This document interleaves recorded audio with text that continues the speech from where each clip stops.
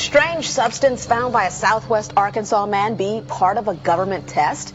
Well, that's the question at the heart of a phenomenon called chemtrails, now getting widespread attention. Well, they say the government is dumping chemicals on us to control or manipulate the weather. And they say the unusual-looking jet trails in the sky are actually chemical-laden chemtrails.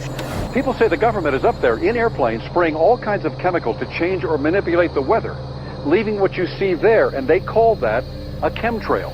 So what I look at there and I think are contrails, you're telling me are chemtrails? Yes, that a contrail would be dissipated by now. And it's interesting, Dale and Christina, this is of interest not just in this country, but European countries and frankly all over the world. A lot of folks interested in it. Well, Dave, you mentioned that climatologists and others who study the atmosphere believe that they'd be able to surely spot any kind of signs of an ominous plot.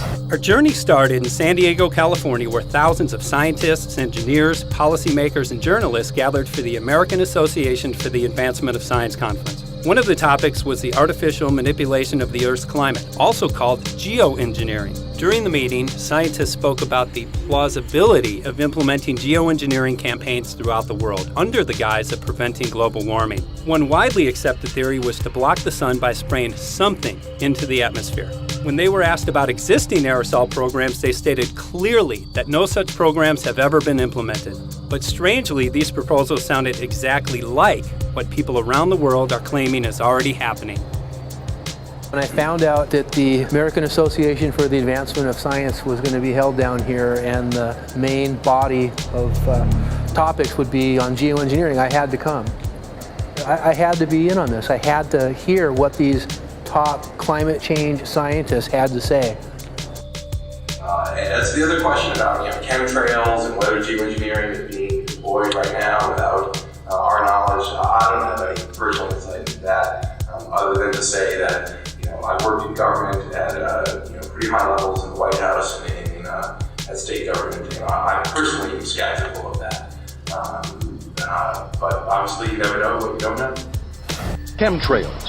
On the internet, they are cited as proof of the government creating clouds to combat global warming. They claim the American government, with the secret approval of the national government, is covertly using jet aircraft to spray population centres with aluminium, with barium, and with strontium so as to reduce people's immunity and reduce the global population.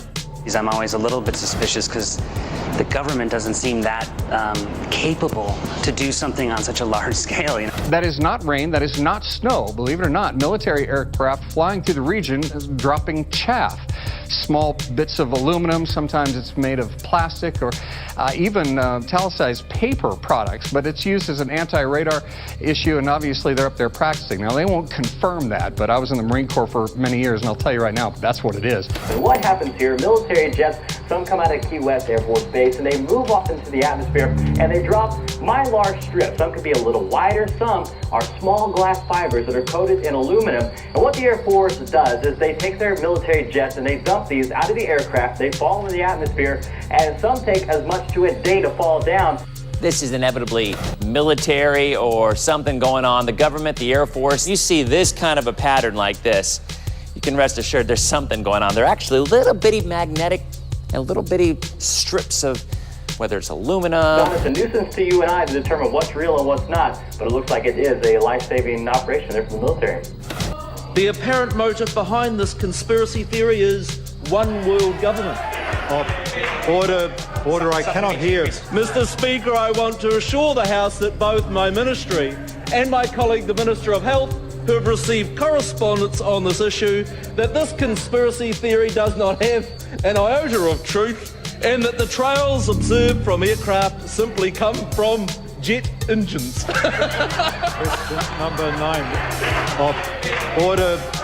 And I think what an appalling example it is of the new Foreign Affairs spokesperson for the Labour Party that she's spreading conspiracy theories about the United States government. I think the House has heard sufficient.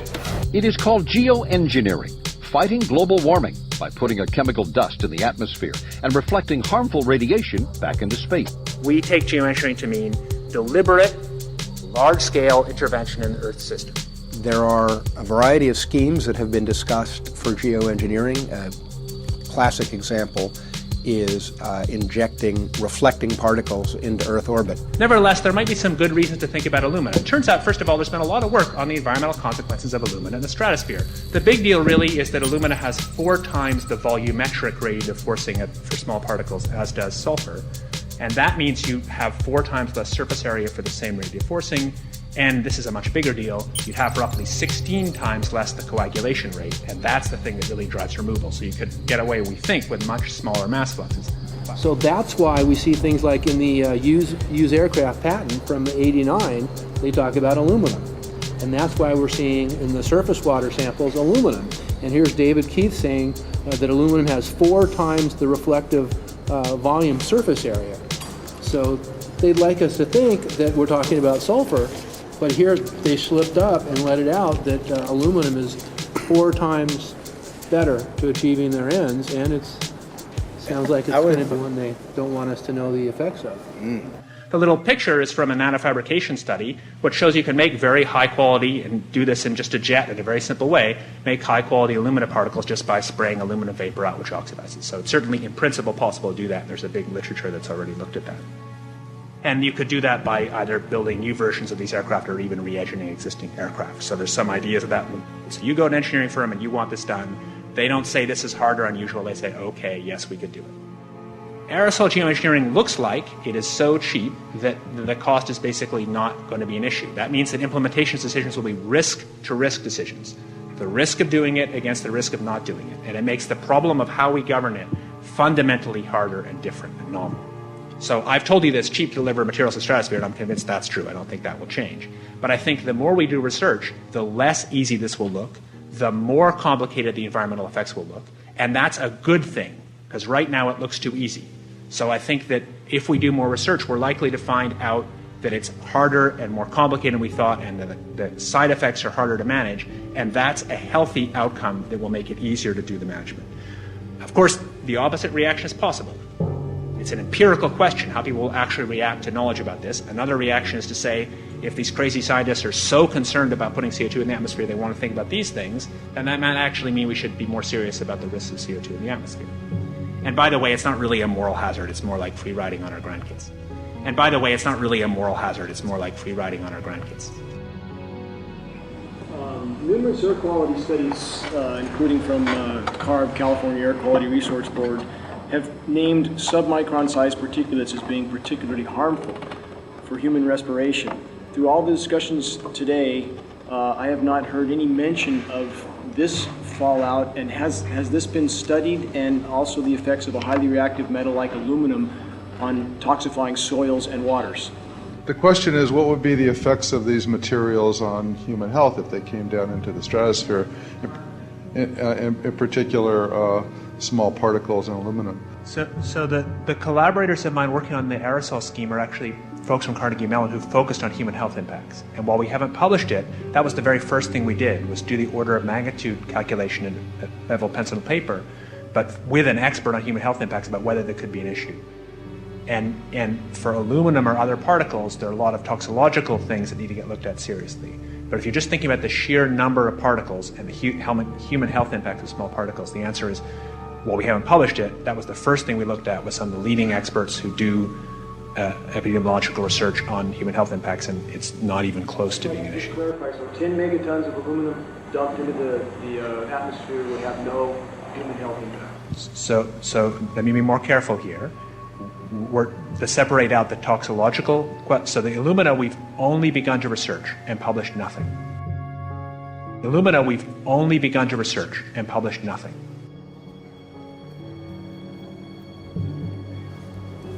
Dane looked at him and he said, so you're telling me that spraying 10 to 20 megatons of aluminum, as you said, would have no human health effects? He took a deep breath and he swallowed and he said, let me be more careful here. We haven't done anything serious on alumina, and so there could be something terrible that we'll find tomorrow. We haven't looked at it. And that, for me, that was the whole main point of what is going to be coming out to the public. It's the damaging effects of aluminum that are being found around the world in massive amounts. Here's David Keith confronted on this very issue, and he looked, at that point like they just let the cat out of the bag. Mm-hmm. We haven't done anything serious on Illumina, and so there could be something terrible that we'll find tomorrow. We haven't looked at it. They're proceeding because they have an agenda that's separate from trying to thwart this crisis of global warming. You know, there's obviously several other objectives, whether it's depopulation, control, weapons aspects, communications aspects, all kinds of things, you know, wild cards that we know nothing about. We don't really know, and I'm not going to attempt to speculate on exactly what the agendas are, but we can see clearly the agendas are not benefiting mankind. You know, it's benefiting the agenda of the elite. And so I think the question is, how do you draw the line between some activity that is allowed and doesn't need global governance and activities that do require global governance? Dr. John Holdren has agreed to serve as Assistant to the President for Science and Technology and Director of the White House Office of Science and Technology Policy.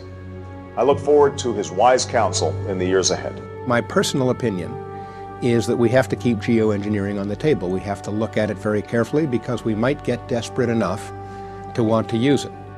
So what would we do if in year 2040 or 2060 there's a severe climate crisis, say widespread famines or Greenland sliding suddenly into the ocean? That the only plausible way in which we could start the Earth cooling this century is to directly intervene in the climate system, say by putting particles in the stratosphere. We do stuff in the stratosphere all the time, of course, and so it's not as though the stratosphere is absolutely pristine. But you don't want to have people going off and doing things that involve large radiative forcings or go on for extended periods, or for that matter, provide lots of reactive surfaces that could result in significant ozone destruction.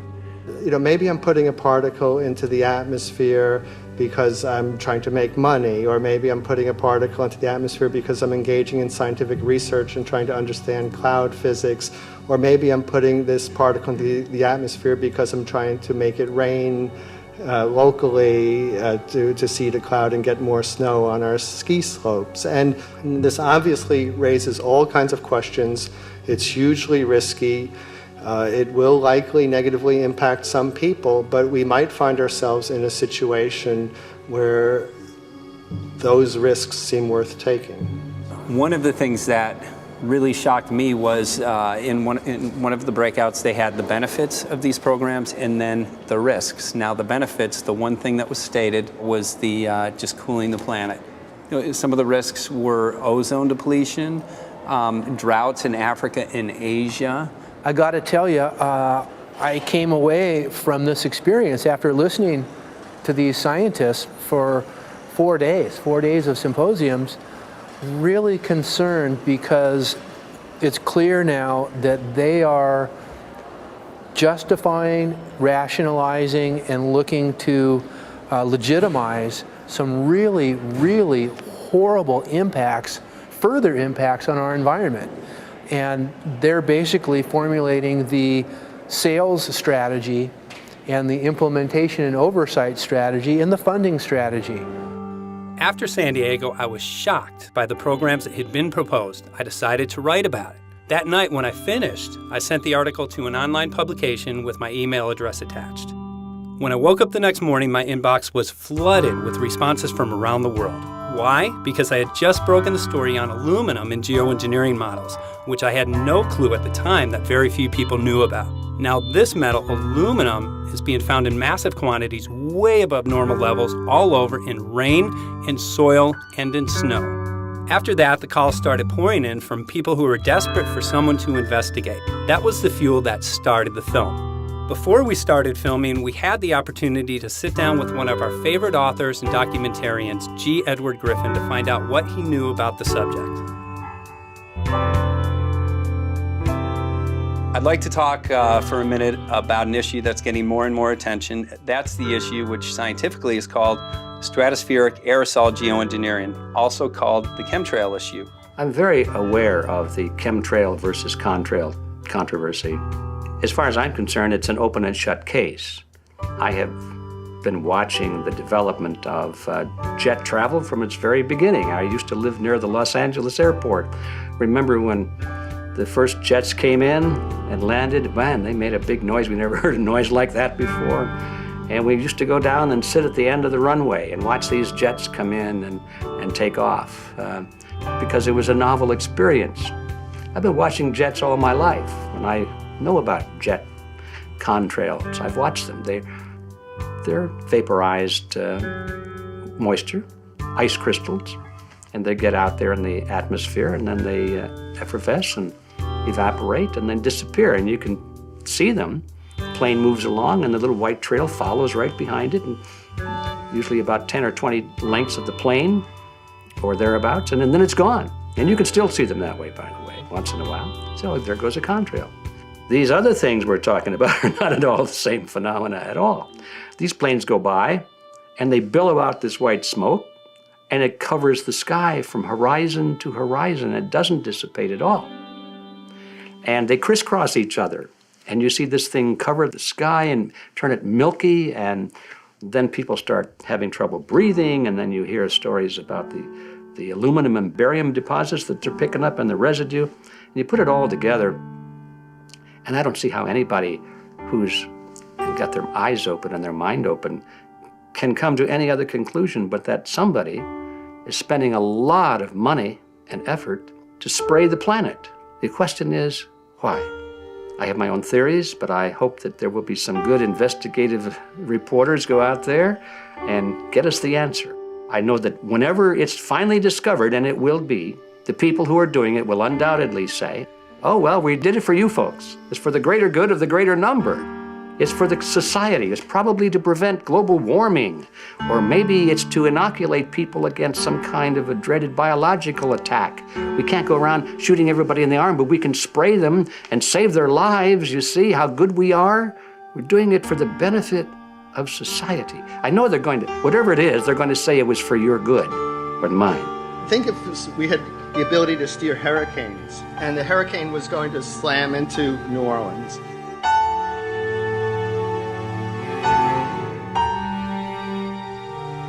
And let's say you could steer it so it would hit Mississippi instead, where for 100, that means I would be willing to more or less kill 18 Mississippians to save 1,800 New Orleanians.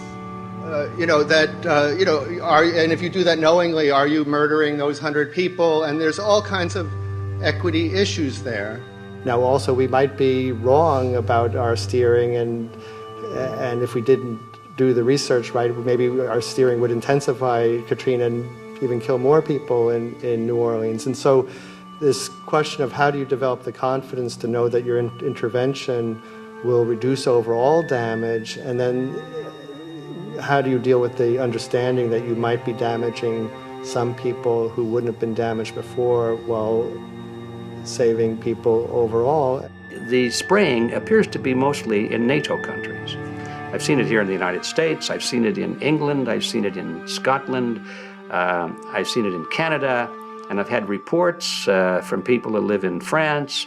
There's a grouping, there's a political grouping here of some sort. It's international in scope. It's not just an American phenomenon, it's international.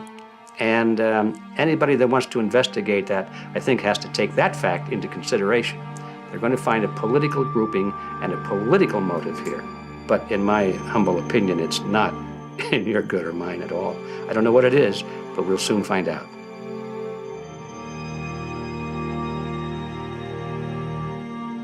I'm sure that if you follow the old advice, which is follow the money, you'll come to the answer sooner or later.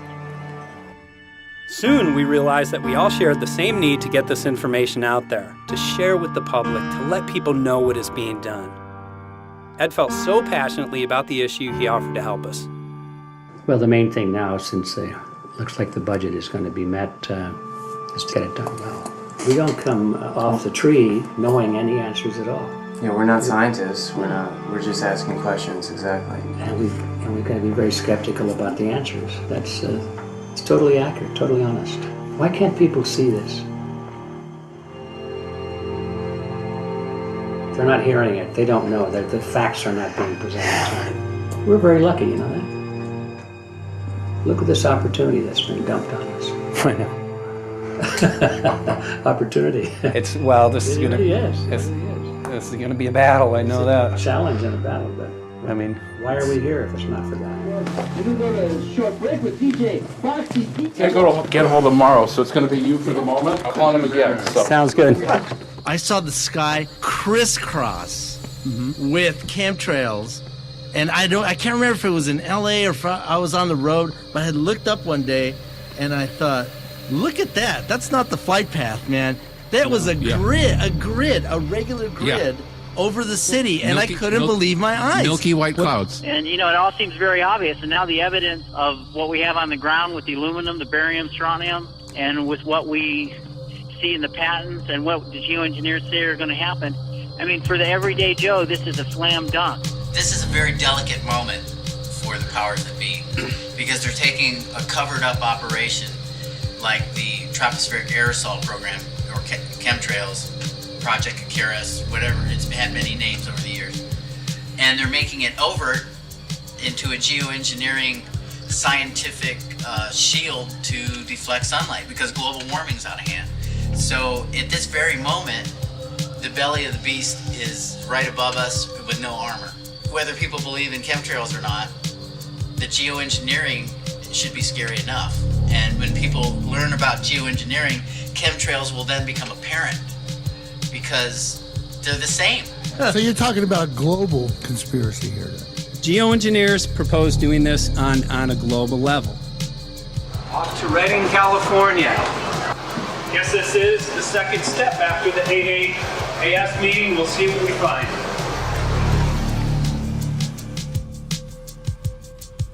Right here in Northern California at Dana Wigginton's house. He owns over 2,000 acres overlooking Lake Shasta. He told me about some of the challenges that they're having up here. Let's go and talk to Dane. We'll see, what's going on his property. We'll see what he's going through and also what action he's taking based on the test results that he has.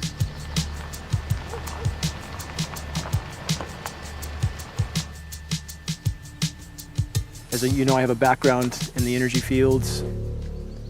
I worked on the first solar plants in the continental U.S. in the early 80s.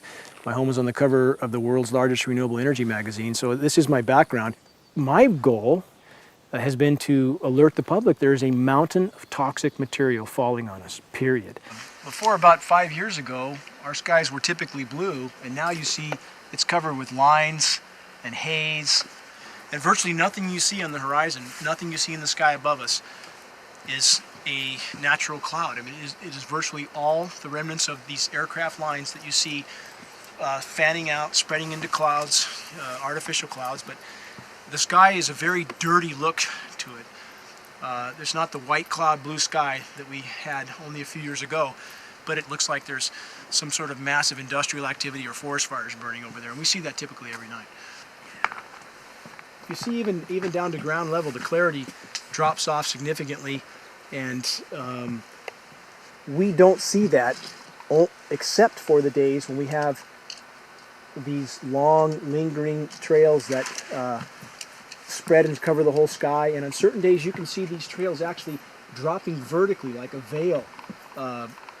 We assume the particulates are descending, and we have the test to prove that we are being inundated with levels of aluminum and particulates that are literally tens of thousands of times what would already be considered high. So we're not talking about exposure to a slight percentage higher of these toxic materials.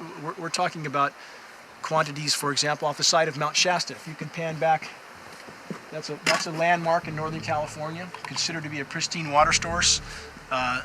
Aluminum or snow sample off the side of Mount Shasta tested 61,000 parts per billion.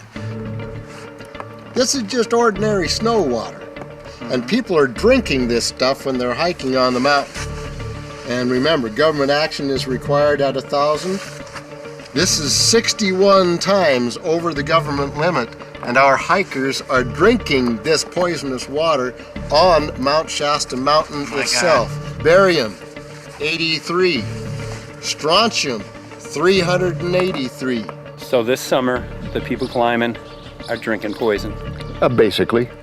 I certainly wouldn't want to drink 61,000 micrograms per liter of aluminum. And again, we've already seen in 5 years soil pHs in this area that have escalated 10 to 12 times, and we can prove that conclusively. Well, this is not speculation. We can prove conclusively that these metals have been in the rain. We have duplicate samples. Bachelor of Science in Forestry, International School of Forestry at Missoula. Master's in Zoology, specialized in aquatics. 35 years with the U.S. Forest Service as a wildlife biologist. And before that, several years with the USDA Soil Conservation Service as a soil conservationist. Also have run the botany programs, range and grazing programs. And I continue that today. Right now I do a lot of master gardener consultation work. When I started this garden back in about 2005 or so, the pH here was 5.5, 5.6. This is the old soil survey of the county. You can look at the page right here. This is my soil right here. It's a Dietz 125, 126 here at my house. And here, the soil reaction pH should be between 4.5 and 6.0. And over there in the pure mud, it's even a little darker. It's 6.8 right there. And what can this do to plant life and ecosystems? Well, you haul one of these things out and you start looking at the little things that are crawling around the soil. A lot of times they aren't there anymore. The little soil arthropods that you can barely see on a microscope, you can actually see movement with this. Little tiny macroscopic, look like little moving pieces of dust. Those start to go away. They're not gone entirely, but they start to go away. This is black oak acorns. You know, this is pieces of cedar wood. You know, come on, folks. This should be very acid, and I'm getting 10 times higher than expected. There's something really wrong here. But you can see all those reports, lots of them. Have over 20 reports here. Well, at least 20. I'd say it'd be closer to 30. All revealing dangerous amounts of aluminum and barium. You know, the science is there that something funny is happening. And the naysayers say, well, so what? Isn't neutral good? Well, no, neutral's not good. Neutral is not good. If your soil is supposed to be 5.6, it should stay 5.6 if you want the forest to be healthy. And if you want to grow a good garden, you have to keep your pH around 6.0, 6.5. I think that we just need to wake up and just look at what's happening, because we can't just ignore it, because it's going to get worse and worse if we just keep ignoring it and pushing it away like, oh, that's nothing. There was mason jars, and they were brand new, sterilized, and that's what we catch the rain in. And then there was a HEPA filter that we tested the air with. Okay, so you caught rain and then you basically filtered air. What did you find? Aluminum and barium. Here's another test that's revealing 375,000 parts per million aluminum, barium at 3,090, and strontium at 345. Yeah, that's from a lined pond. With EPDM fish safe pond liner. There is no chemicals, manufacturing materials at all in that pond liner that's available to the aquatic life. It's designed for that purpose. The well that feeds this pond has been tested and retested. ND, no detectable aluminum, 0. The only other place this pond can receive water is rainfall. We are located on a filtered, forested hilltop, miles and miles and miles away from any industry, highway, and so forth. After several heavy spray days, there was a film that we received formed on the surface of the water, and we tested that crust, and it was aluminum and barium. That after a year and a half's accumulation had 375,000 parts per billion of aluminum in it. It's literally toxic. We can say conclusively that what we see in the sky matches expressly what's outlined in numerous patents, and the materials on the ground match those patents. This material was not there 5 years ago. It is a recent phenomena in the quantities it's in. It has escalated in some cases 50,000% in 5 years in the case of aluminum. From our original baseline reading of 7 parts per billion, which was already high, it has escalated up to 50,000% in 5 years. And we've seen profound changes in that time. Dr. Leonard Time, PhD in chemistry, I cross-checked with him And he says the oxides of aluminum, barium, and strontium will drive your pH into the from an acid soil like this up into the neutral. There's no question about it. And that's exactly what you see happening. Wow. I have a doctorate in inorganic chemistry from Oregon State University, in which I was working with different metals and oxidation states, and then did a postdoctorate work at Brandeis, where I was working stabilizing off-oxidation states of different metals. The goal is to sort of figure out how everything fits in the dynamic equilibrium of life. I was working with Francis up in Mount Shasta, and he showed me some rainwater analyses that had to do with levels of aluminum, strontium, and barium in the atmosphere.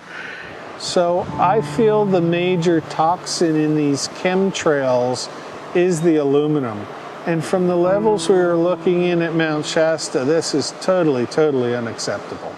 When you get to metals and biological systems, you're no longer talking about the bulk aluminum that people think about when they're drinking from soda pop cans and that.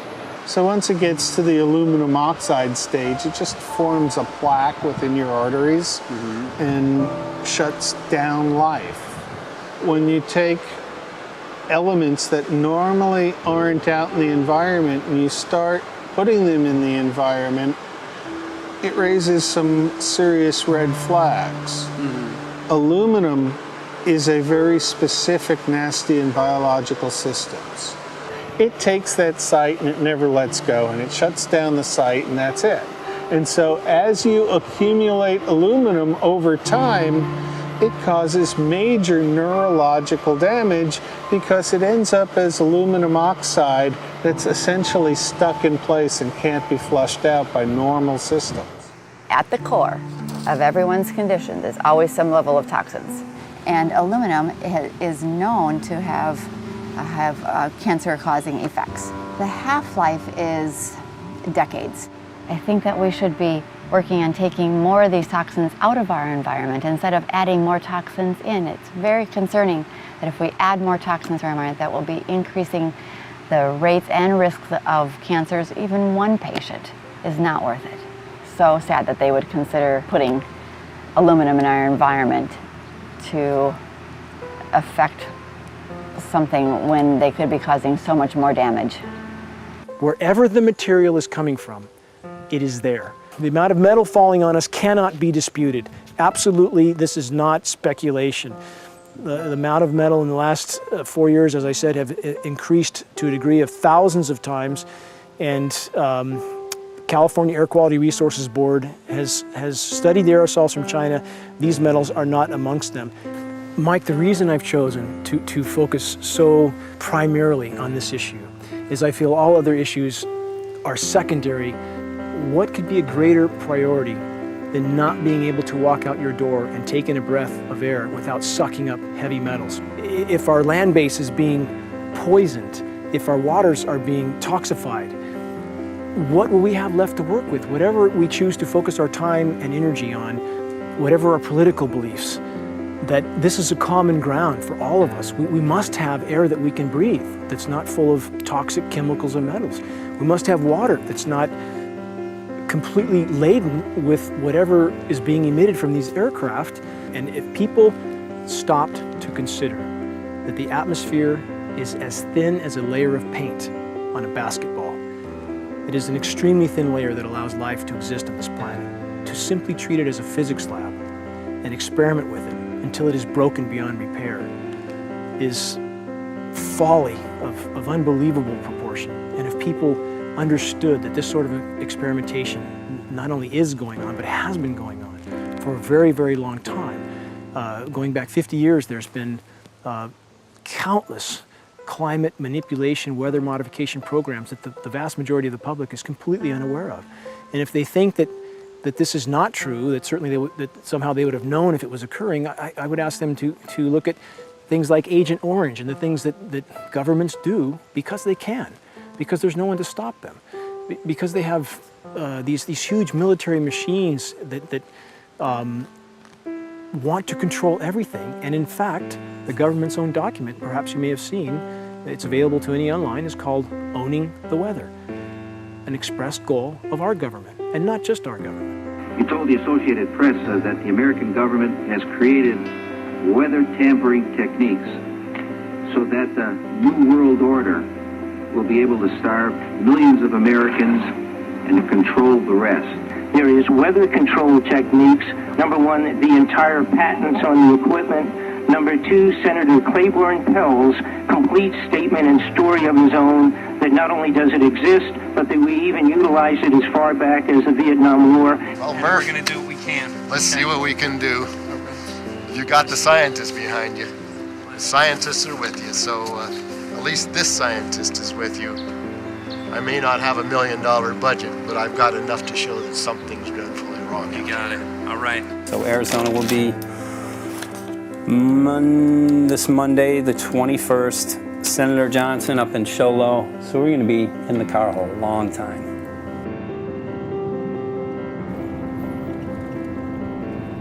Well, it is such a pleasure. This is such Meet a nice place back here, I'm Yeah, telling this you, is Michael. great. But you know This what? is great. We love it. It's so private and it's so quiet and peaceful. And please come in. My name is Karen Johnson. I served in the Arizona State Legislature for 12 years. I was in the House for 8 of those years and in the Senate for 4 of those years. When you see a plane fly overhead, there's a trail that leaves the end of that plane, and it goes from one horizon all the way to the other as the plane flies across, and it begins to filter out and cover more and more of the sky in kind of ripples. It widens out and fills the whole sky. I mean, how could anybody think that that was the case? And then to live and to be underneath that and know that whatever is in that is falling down upon you and upon your animals and upon the earth. And I mean, it's frightening to me. And if people don't start really waking up and facing the fact that we've got people that are doing terrible things to us, and we had better wake up and fight back now. I mean, I'm the mom of 11 kids. I've got 35 grandkids. I mean, I've got a stake in this. I care about what is going to be left for my children. I care about it, and I'm extremely worried about what is going to be left to them.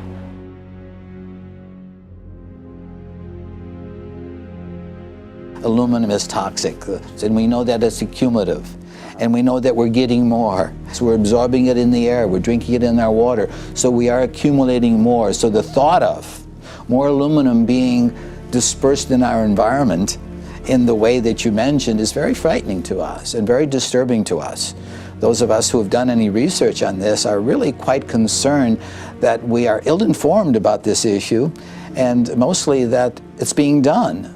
Aluminum is toxic. We know that it is. We can debate as to the amount of toxicity that is going to be disturbing the body, but as far as really accepting the fact that it's accumulative, it's synergistic, then we have to conclude that it's not a good idea to put it in our atmosphere, especially when we know we're getting increased amounts, and especially since we know that the scientific communities around the world are pointing a finger at the heavy metal toxicities, at the toxicities that we're absorbing in the day-to-day food that we eat and the air that we breathe. The concern is off the charts about why is this happening? Why is this being allowed to be sprayed continually all over the United States, all over the world? Who is paying for this? I mean, the incidence of Alzheimer's has just skyrocketed, which evidently has to do with an accumulation of aluminum in the brain cells. I mean, I think almost every family has been touched by a member as they get older having Alzheimer's. And it's a horrible disease. And to say that, well, this just came because people drank soda pop out of aluminum cans, you know, when my father passed away with Alzheimer's and he didn't ever drink soda pop, you know, that explanation doesn't ring true with me. And so I'm wondering, how much did this chemtrail spraying back in the Illinois area affect him? Aluminum and fine metal is an accelerant. A friend who's a firefighter up in Pine, Arizona for 20 or 30 years says that the wildfires now that they're fighting are way beyond anything they've seen before in intensity.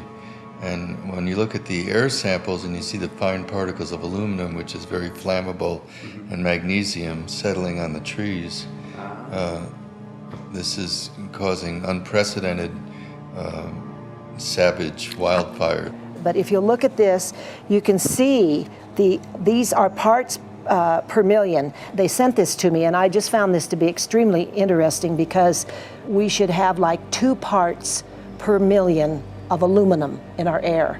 And this is saying that there's 39,000 parts of aluminum. That's astronomical. Barium is high.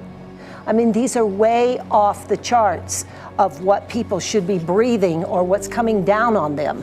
And, you know, if people wonder why their health is deteriorating, why they're having to go to emergency rooms, why they can't breathe, you know, why they're getting Alzheimer's, this has been planned. We have elites, I don't know what you want to call them, one worlders, Illuminati, I don't, whatever you want to call them. But with these people that don't care about the average person. They only care about themselves, their greed, their power, and if they eliminate, you know, 2/3, 3/4 of us from the planet, so much for the better for them, because then they don't have so many people to have to herd around and worry about. So this is a lot what this is about, and this is very, very alarming and scary. I mean, where is this stuff coming from, and why? Why is this kind of stuff being put out there? You know, I've heard different explanations about, oh, we need to cool the planet, all this and that. But if people are up there trying to cool the planet, why do they need all this kind of stuff in it? The explanations just never have really rang very true. And as I'm setting up the equipment, she looked at me, she said, all these trees here are dying. And I said, what? She says, all these trees in here are dying. So I thought, well, I'm going to test for aluminum, because that's one of the key things in the programs that we're talking about, and titanium. And I took some of this bark sample and tested it, and it came back positive with aluminum and titanium. Then I started traveling around California, noticing the same thing. In Lake Tahoe, there was a lot of the same type of bark, all through Sacramento area and Davis. Just about everywhere I went, I was noticing this silver white bark. What I think is happening is these chemicals are getting down and destroying the roots. And then as they come up, they're going out into the bark.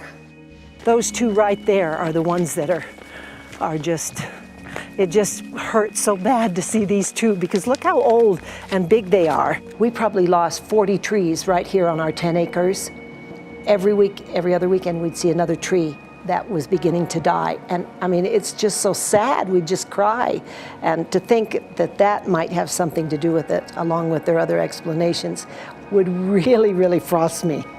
Every time you lose a tree, you know, it's not good, it's just sad. And there's another one over here in this little group of trees here. Don't you feel better when you stand up and fight than if you crawl down in a little hole and go to sleep? You know, I mean, my gosh, people, your families are out there, children are out there, your grandchildren. I mean, you've got to do something to help.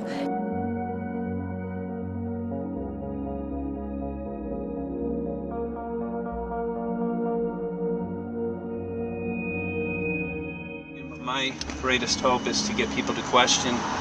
And hey, if they don't wake up while we're there, I'm hoping to plant some seeds. We're going to the most beautiful place on the planet, Hawaii, to see what's going on, collect some data.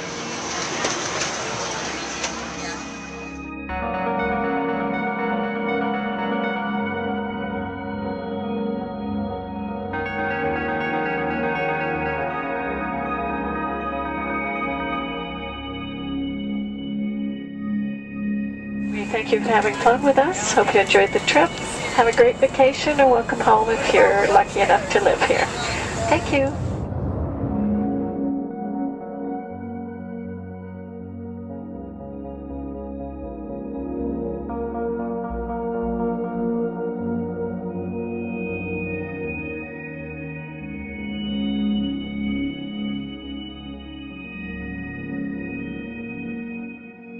The whole valley's off the grid, so it's either solar, wind, or generators. Look at this, man.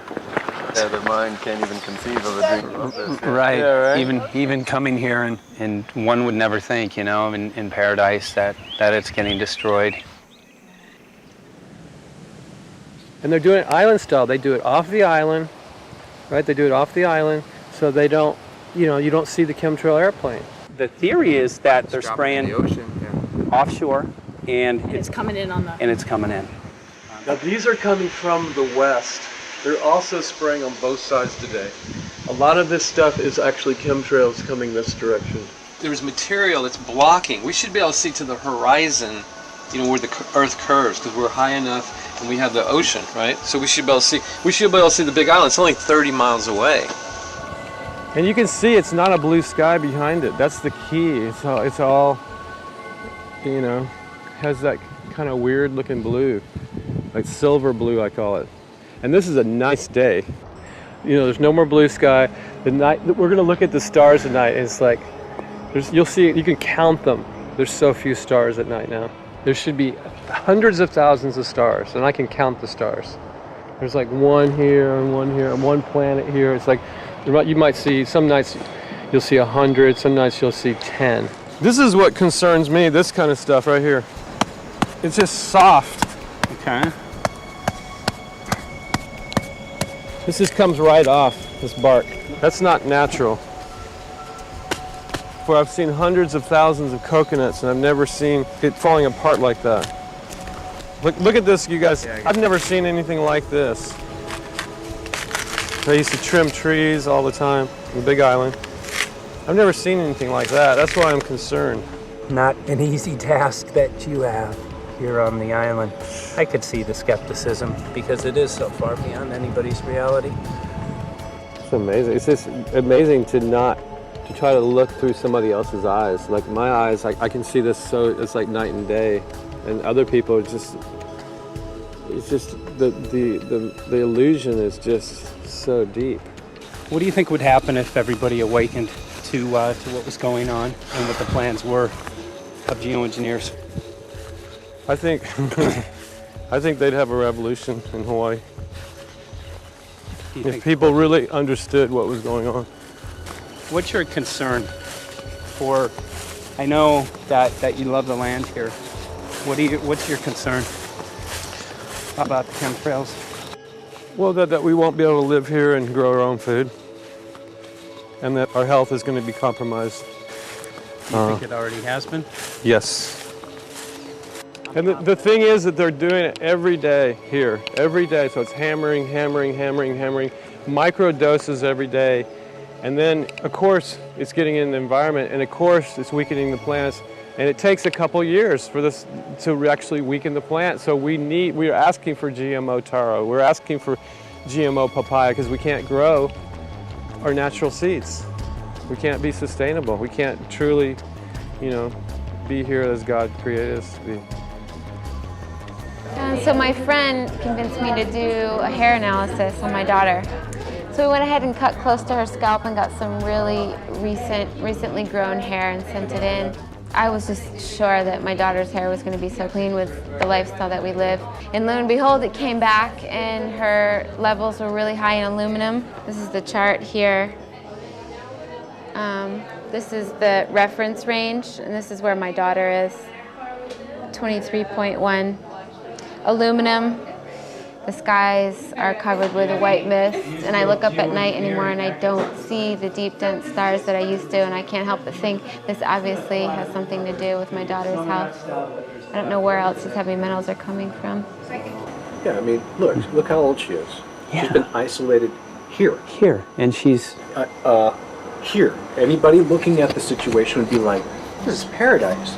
This child should be like superhuman. Organic farm. And here you are getting all this heavy metal stuff. She has highest level aluminum on the chart. Never had a vaccine either. Folks, these people are playing God. They are playing God. They're manipulating the weather and they're spraying stuff into the sky. They are trying to geoengineer everything, including your plants and trees and your ocean. Well, tonight, we're just hoping that instead of not looking at it, you start looking into it, because I really believe from the bottom of my heart that we are in a real crisis. I really do. They are proposing dumping 10 to 20 million tons of aluminum into the upper atmosphere. What does aluminum do? It changes the pH of soils, which is toxic to plant life. Also, it's very toxic to human health. Are they doing it? Well, let me tell you about my experience and what we found. We have much evidence that not only suggests, but I believe prove that they are happening. Jeff, what's going on? And as I promised, we're joined right now by a very special guest, Michael J. Murphy, currently on location in Hawaii. He's working on a documentary film called What in the World Are They Spraying? Michael, welcome to the program. Great to speak with you today.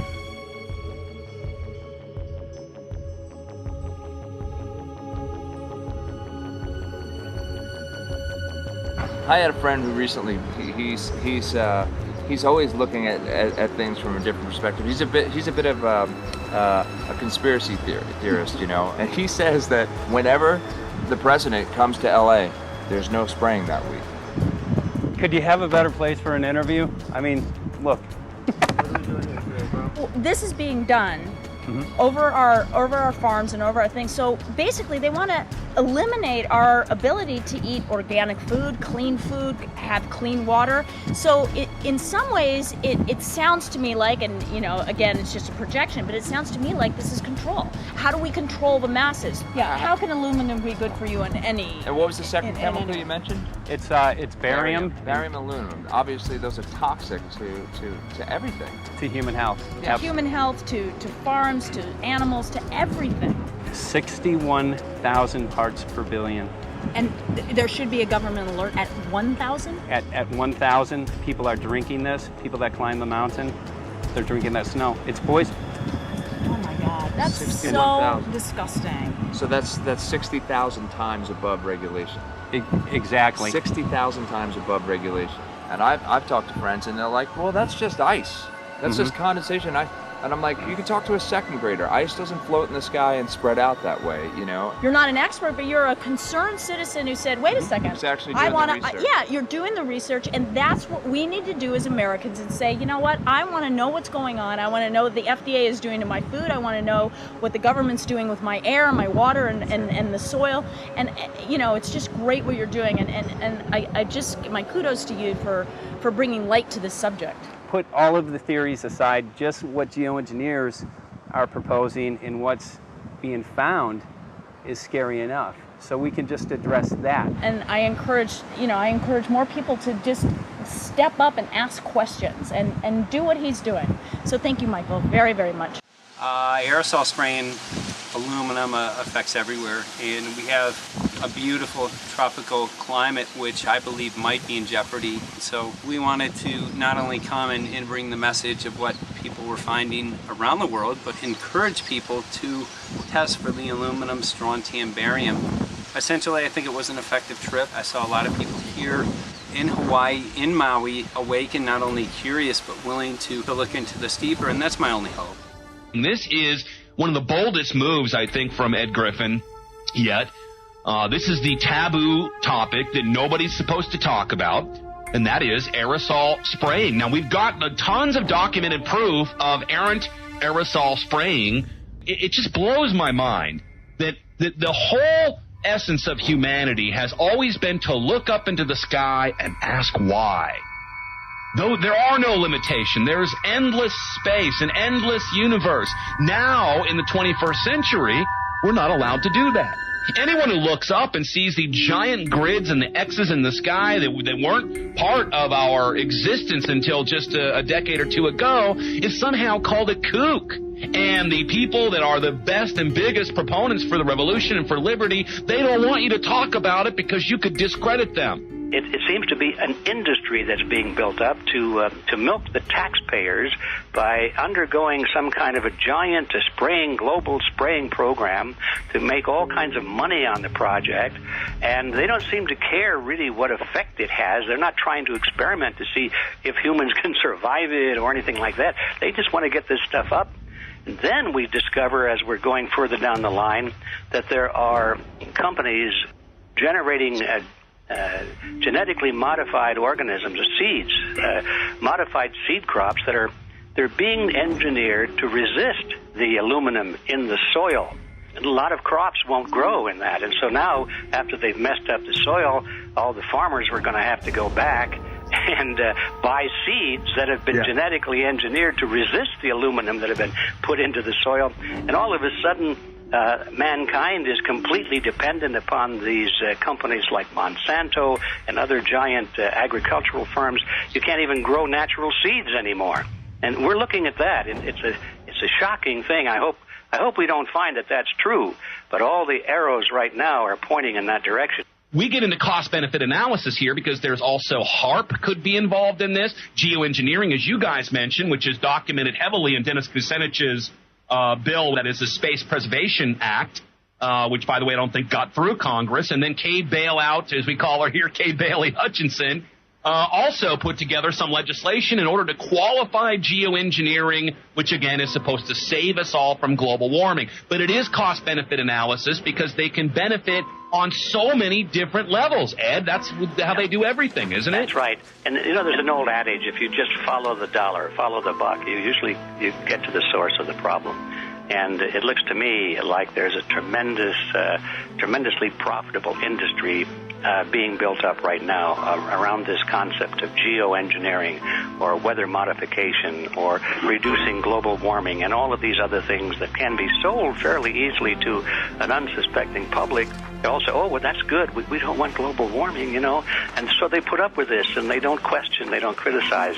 But behind the scenes, you see a whole industry being built up, which is, as I say, tremendously profitable. And the money for all of that is coming from the taxpayers. And it's a scam is basically what it is. We're just focusing on the one area that is real easy to prove. There's no speculation in the area that we're going into. They definitely are doing this geoengineering. They definitely are talking about it. They're working up formulas for it. They're putting together strategies for it. They've got funding for it. Everything is in place. We don't even have to go into those other areas to make the case. Okay, let them believe that, but at least they must understand that there's no question that they're talking about it and planning to do it. And so shouldn't they be equally alarmed about what they're going to do if it can be shown that barium and aluminum and some of these other toxic metals are very destructive to the planet and destructive to human health? Isn't that enough? How many issues do we need to crank into this? And so, if you're going to kill the planet and kill the population, do we need any other reason to be alarmed? What in the world are they spraying? Thank God people are asking this question. That's all we want. We just want to be able to ask these questions. Our good friend G. Edward Griffin, all these years, Mike Murphy and Paul Wittenberg are doing this great effort with your help. This is a community effort to get people real information. What in the world are they spraying? Any final quick comments before we're out of time? And my only final thought is that we asked the question, what in the world are they spraying? And we now know what it is. And folks, you're not going to like it.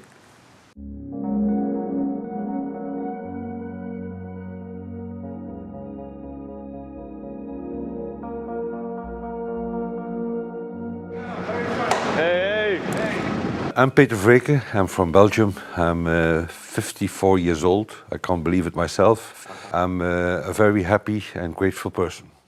We are doing the job the police or the Justice Department or the Environmental Department should have been doing.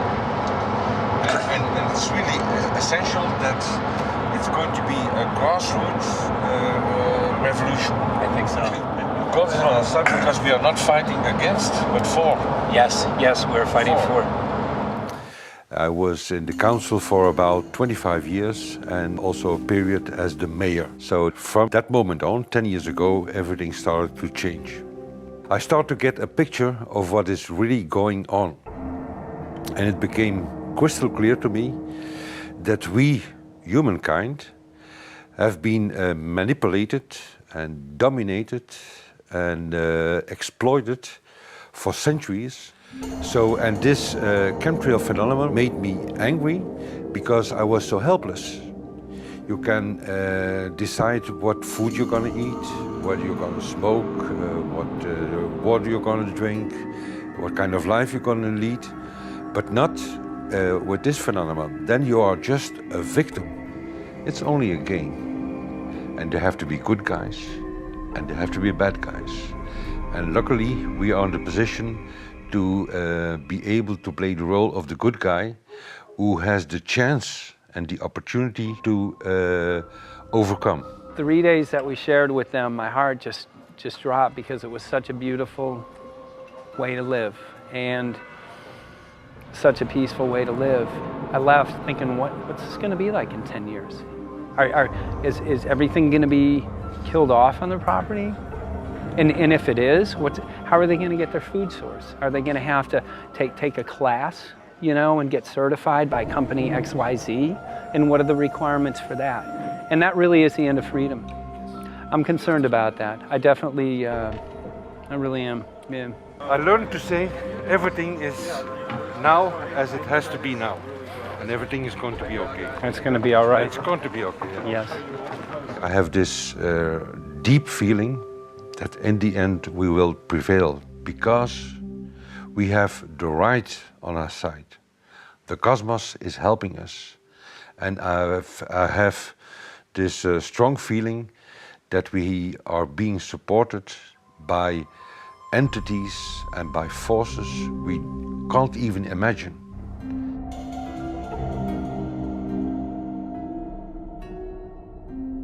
Here for the first time we have this scientific proof that we are being spread. We are being spread, and it's incredible and it's hard to believe, but we are being spread. I think at this moment to stop is not an option. Once you know it and once you have a tool like this and an opportunity like this, that the issue of chemtrails or persistent jet contrails or whatever name you use for it, that this phenomenon is recognized as being real, publicly debated on. In the context of geoengineering, I think it's high noon to bring this to the public. This is what the sky is supposed to look like. These are old paintings. We forgot this, I'm afraid. In the years that I have been a medical research journalist, I have looked at many, many things, and I found the same three issues in whatever I'm looking at.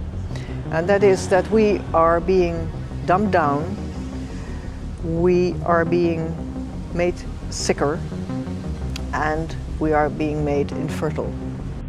Citizens gathered from around the world in Belgium for the first International Chemtrail Symposium. The event attracted leading professionals, politicians, and activists who discussed the health, environmental, and social implications of these programs.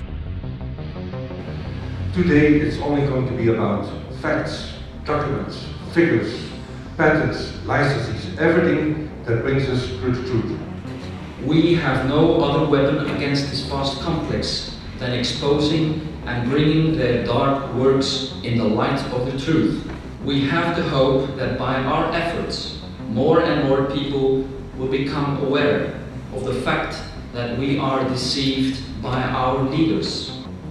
So today, we, as a family, join forces with the people who publicly made known to the world that chemtrails are not a conspiracy theory, but a conspiracy fact. From the Technische Universiteit Delft in the Netherlands. Ladies and gentlemen, please welcome Koen Vermeeren.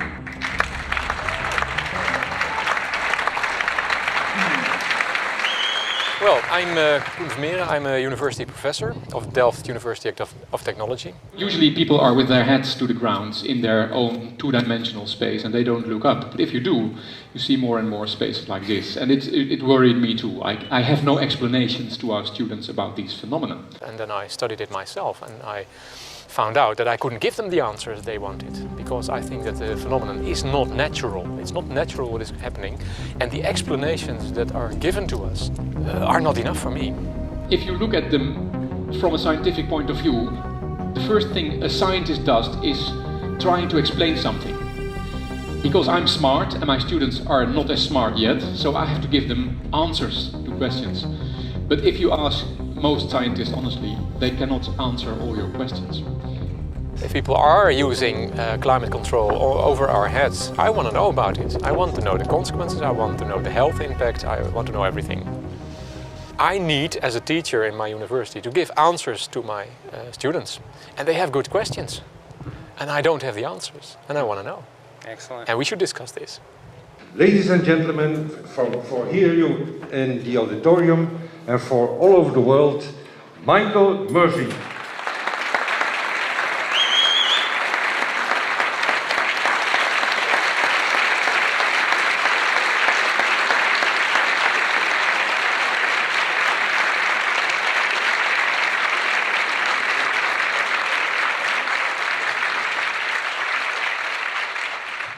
Well, thank you very much. It's definitely an honor to be here in Belgium.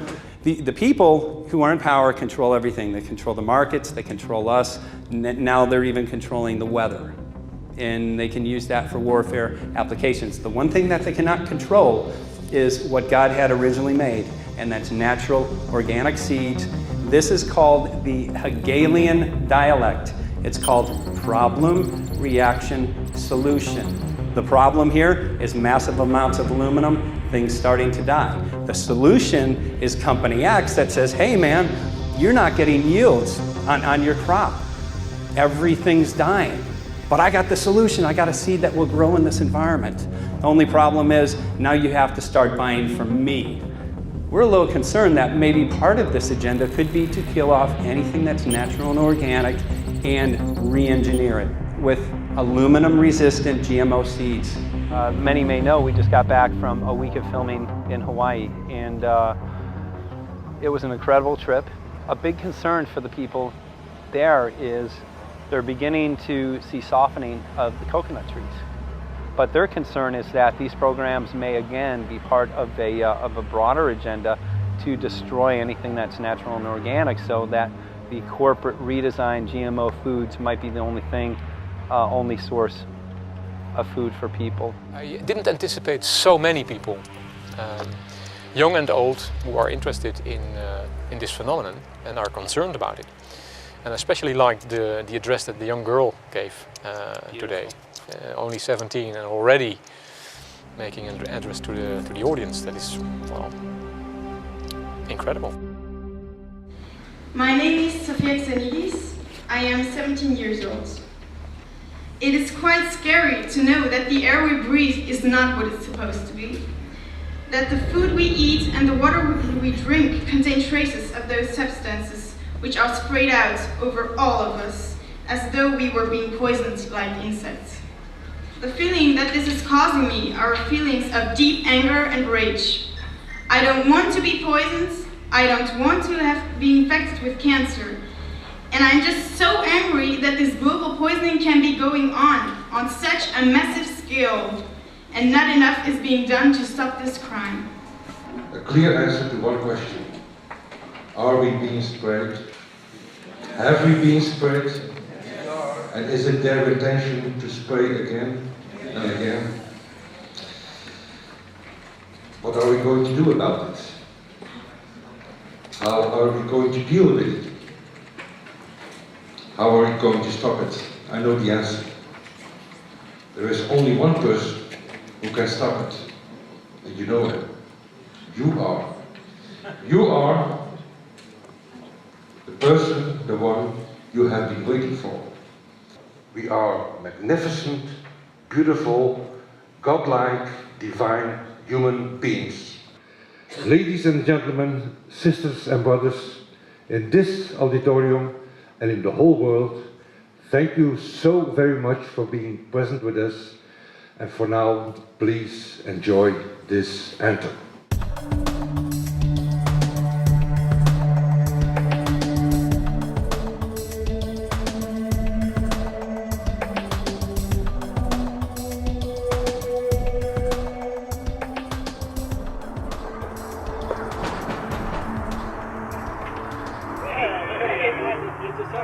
Hey, good to see you. Hey, right on time. Come on in. So, anyway, I'm glad that the weather's been good for you fellas so far. Just think if we were doing this in the wintertime, you might, if you're going to Washington, D.C., you might run into snow. Thank God we're not. That's right. You know, it's interesting because of the different weather modification programs. There's something like, I think, right around 32 in the continental U.S. alone going on. So the theory is that geoengineering is in part weather modification. You know, Mike, that's a very good point. There are so many subsets connected with this issue of geoengineering. People are writing to us all the time with information about the connection to global warming, the connection to weather modification. Some people think there's a connection with Morgellons disease. Others think it's kind of a means of transmitting electromagnetic impulses from the HAARP antenna system up in Alaska and Siberia. Boy, it gets your head spinning. And each area, I think, is worthy of investigation, but we have so little time.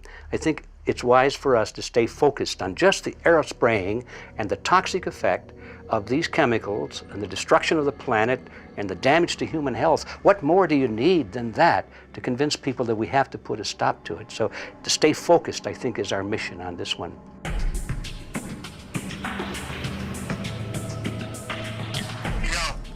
Jeremy, we had an idea. We know that you know the political system real well. Our idea was this: we have a ton of data and information that we've collected throughout our travels, and you know, we really think a good way to end the film would be addressing this to elected officials, some of the senators. So we were wondering this, if you might be able to come and kind of help us out and perhaps show us the way in how to get this done politically. But it sounds like a really good idea, and I'm also going to get to, in terms of researching who it is that we should really focus on talking to about this. At the very least, if we could make it impossible for them to claim that they don't know at this point, we can strip away their plausible deniability that they haven't heard of the data that points to geoengineering stratospheric aerosol operation already going on. At the very least, it should be very interesting to go to District of Criminality and put some people on alert. Yeah, you have a lot of enemies in Washington. That's where all the power comes together and the money, you know. So there are people there, I'm sure, that just don't want us to do this job. But I'm glad you're going, and you'll find out.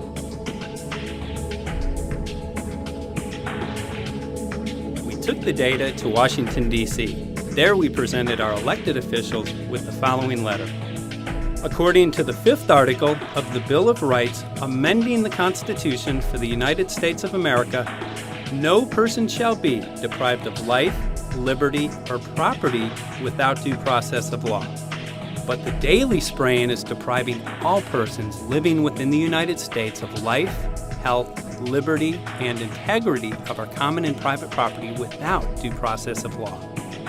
As a representative of the people of the United States of America, we insist that you do everything in your power to protect us and immediately put a stop to geoengineering spraying at once.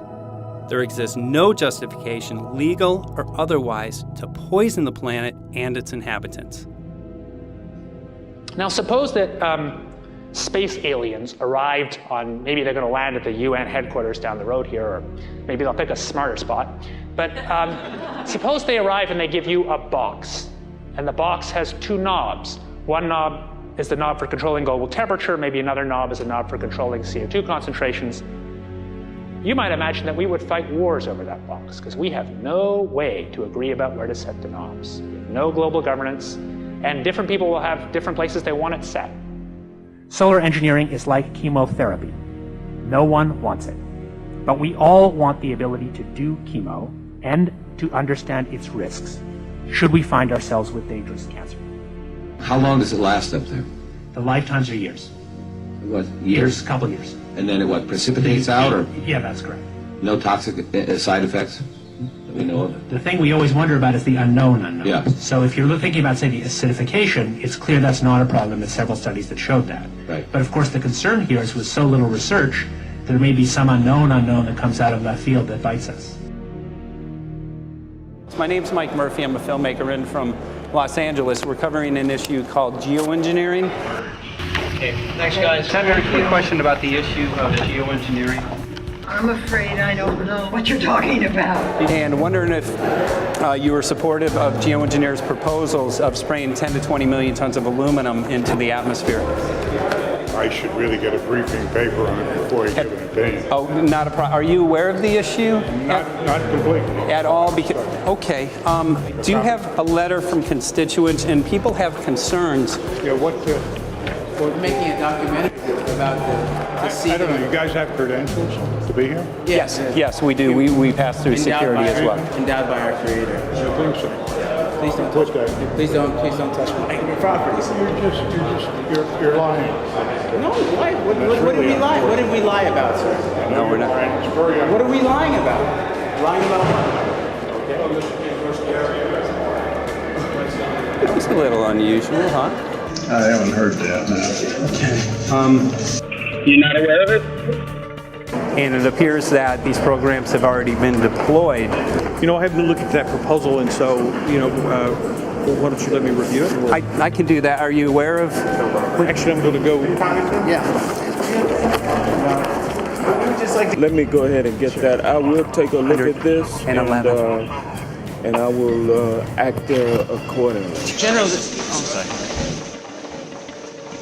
This program, this openly covert program of the aerosol spraying, stratospheric aerosol spraying, geoengineering, using tons of aluminum, spraying it up in the sky. I have no idea what you're talking about. Okay. Commonly called chemtrails, sir. When you were the head of NEMA, did you see the aerosol trails? Mike Murphy, filmmaker in Los Angeles. Hi, sir. And we're covering an issue called geoengineering, and wanted to know if you're supportive of geoengineers' proposals.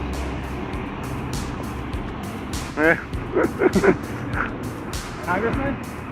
Hey, Congressman. I'm wondering if you're supportive of geoengineers' proposals, which is dumping 10 to 20 million tons of aluminum into the atmosphere. Pardon? Okay. Can you make an appointment for my office?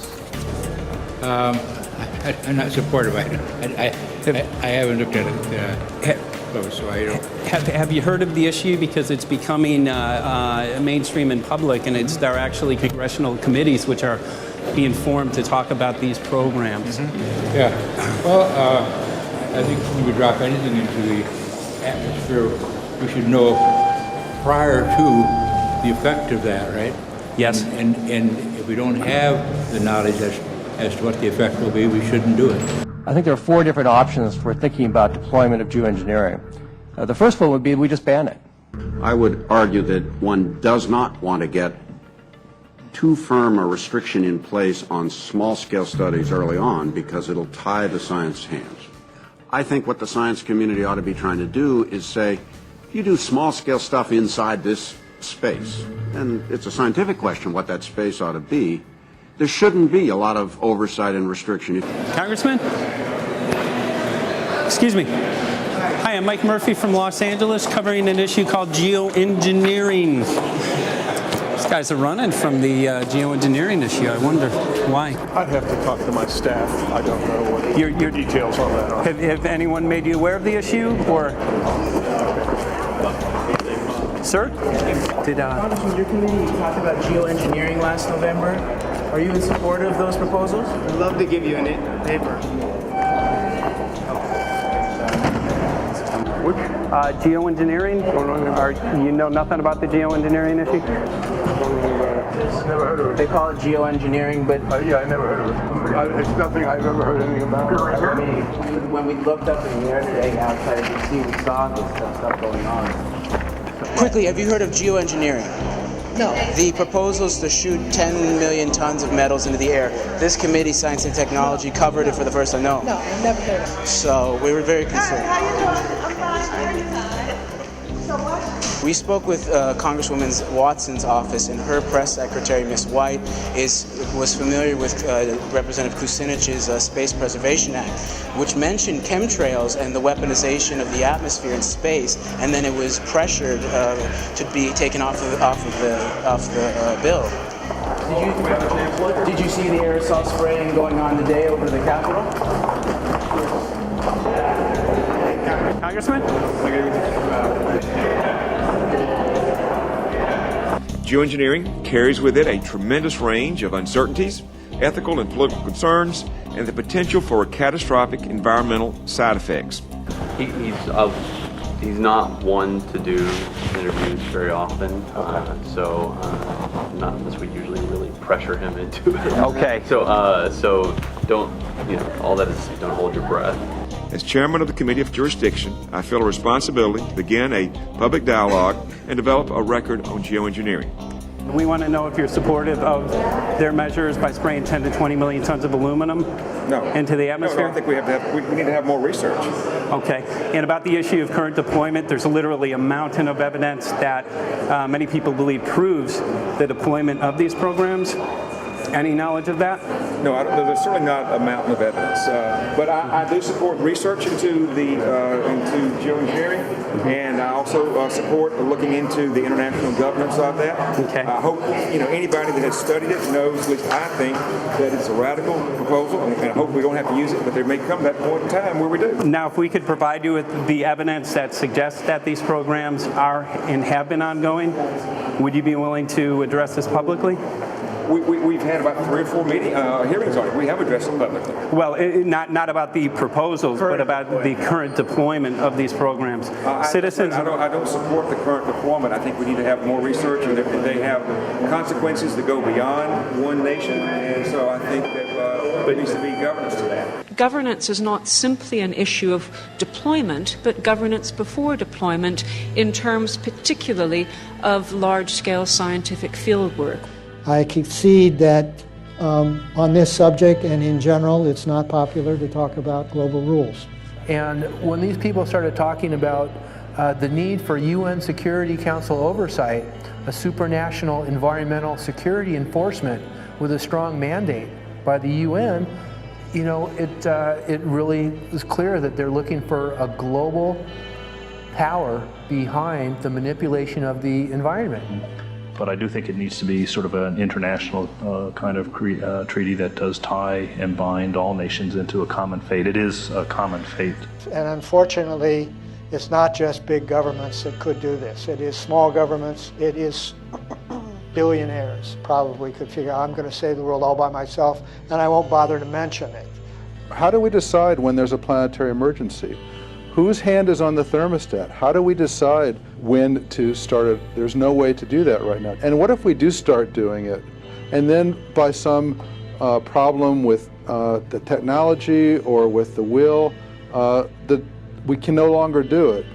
In a year or two, the aerosols will come out of the atmosphere and temperatures will shoot up at a rate much faster than it's going up now. And it's that rate of change that's hard for us to adapt to. So once we start it, we'll be sort of locked into doing it for a long, long time. And so with basically no end in sight. Boeing would pursue this to make a profit, right? I mean, there's financial motivation to do this. Let's see. So let me not speak for Boeing. Is that allowed? Okay. Yeah, well, it is what it is. No, but someday, if the U.S. is going to decide to do this stuff, they're going to look to a company who can do it, and you want to be positioned. Boeing would rather get it than Lockheed Martin. So certainly we have an industrial base that helps the country take on technologies and large-scale challenges like national defense. And we do that both for a profit motive as well as, I think, as a national service. So I think it would be truly disastrous if you know, we discovered a few years from now that there was a black program that some government had stood up to sort of learn on the quiet how to do this. It's pretty clear you can cool the planet, but you will not and cannot bring it back to exactly the same climate state you started with. So you may or may not, and I expect we'll have a lot of back and forth about how useful it is to ameliorate the risks of climate change. I think there's a good evidence it probably is useful, but we don't know. But it certainly can't get you back to exactly the climate you started with. I think everybody agrees with that. Do you think you'll see deployment in our lifetime? Let me say I hope not. Al? I would agree. I hope Yeah. not. I hope Very not. agreed. Okay.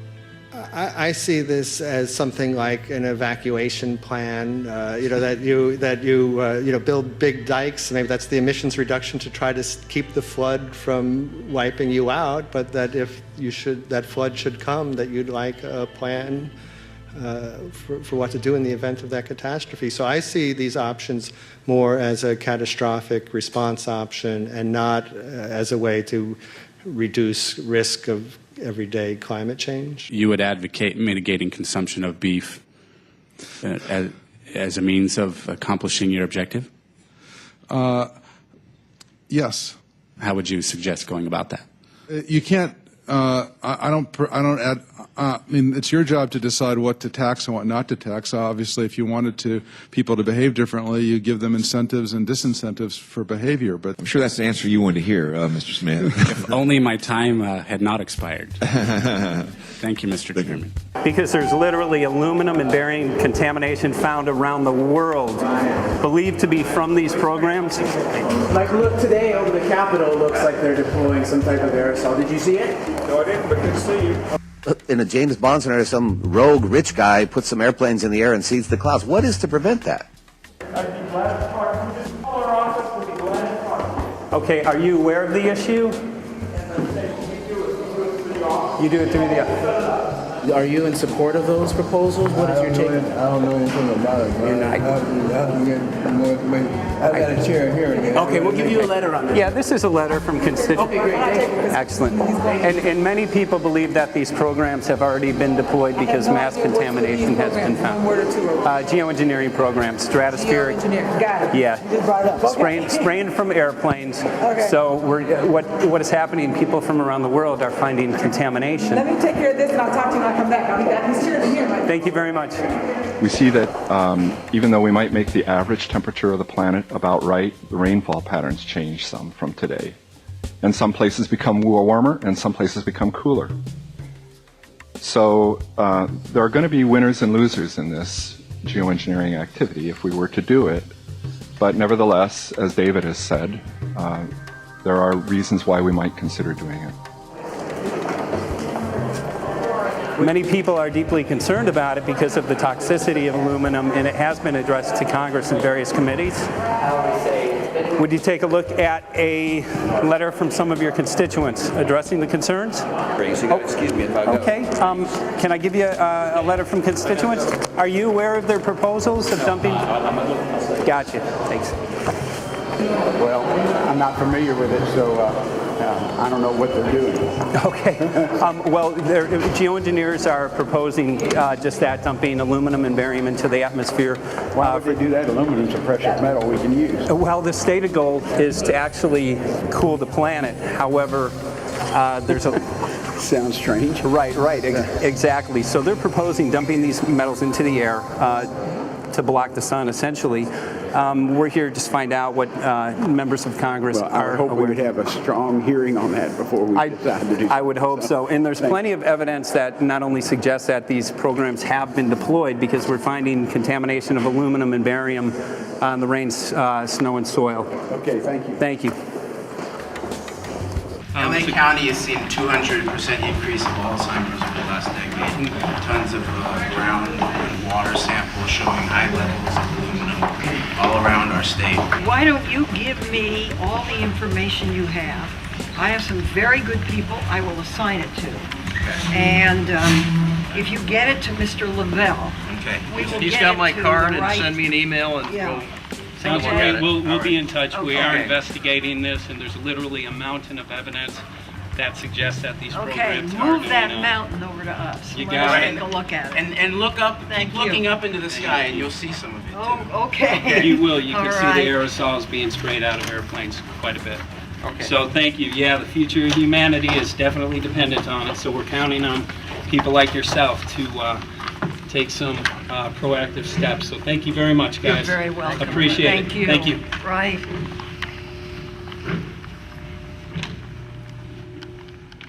A lot of Congress was running down the hallways to avoid answering any questions, looking for doors in the hallways. So apparently the war is against all of us, and we're all in a hostage crisis.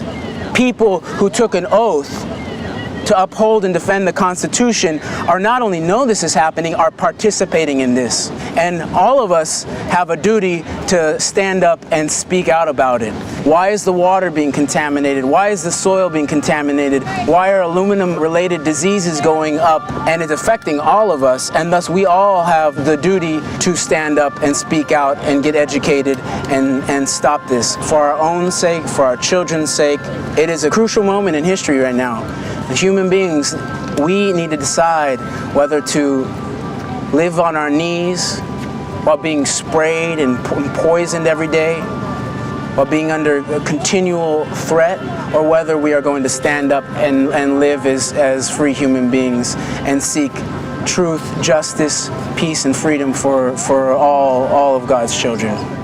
So as you can see, we're ending our film here in Washington, D.C. We've made many public officials aware of this. Most of them either denied any knowledge of this, or they simply were unwilling to address the situation with us. So as you can see right behind the White House, we do have aerosols behind us. The spraying has continued.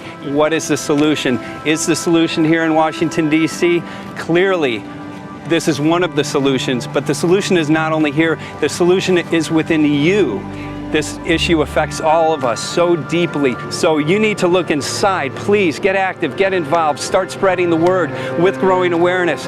About 90% of the population, we believe, is unaware of this issue, which means 90% of the people who normally might do something if they knew are not doing anything because they are unaware. So please look into your heart, use whatever skill you have to get the word out. The future of humanity is dependent upon it.